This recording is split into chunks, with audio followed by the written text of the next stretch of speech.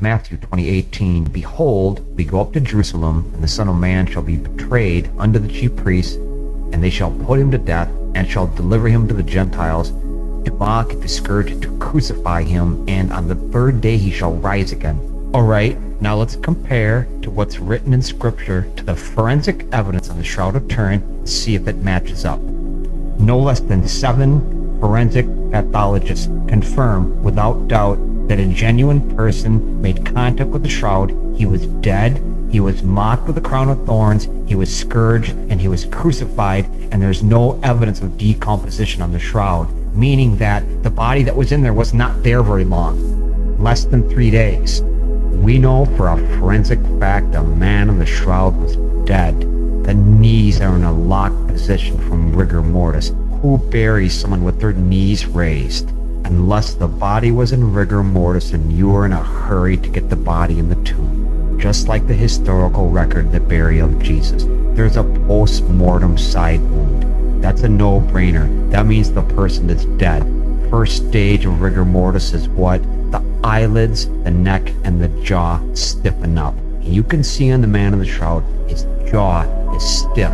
It's locked up. I mean, you can see visible teeth. And the final clue, the slightly swelled stomach. That doesn't happen until 48 hours after death. So the man in the shroud has been dead for 48 to 72 hours, and then his body was risen during the image process. So this matches the whole passage right from the beginning.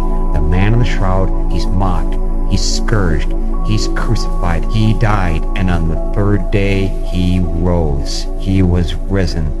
That is what the forensic evidence says happened. In order to have distance information on the shroud, to have colored versus uncolored fibers, which represents the distance the body was to the cloth at the time the image was formed, that means what?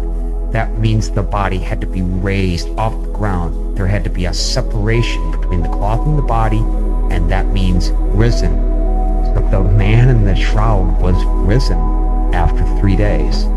Bear in mind, the bloodstains are first, and the image is over the bloodstains. They are 2 separate events, and the forensic evidence tells us that this image process took place 48 to 72 hours after the blood made contact with the cloth. Those are the forensic facts of the case file. They are indisputable. Anyone in disagreement is in disagreement with no less than 7 forensic pathologists and blood chemistry experts. We know for a forensic fact, wrapping a dead body in linen will not leave an image behind on the cloth. We have over 1,000 burial cloths from antiquity that had bodies in them. Not a single one has an image on it except this one. And that's because this body and this linen was resurrected.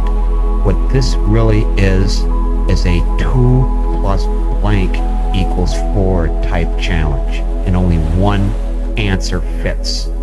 The only person this can be is Jesus Christ. Thank you for watching. Please share, like, and subscribe. Let's spread the good news about our God together.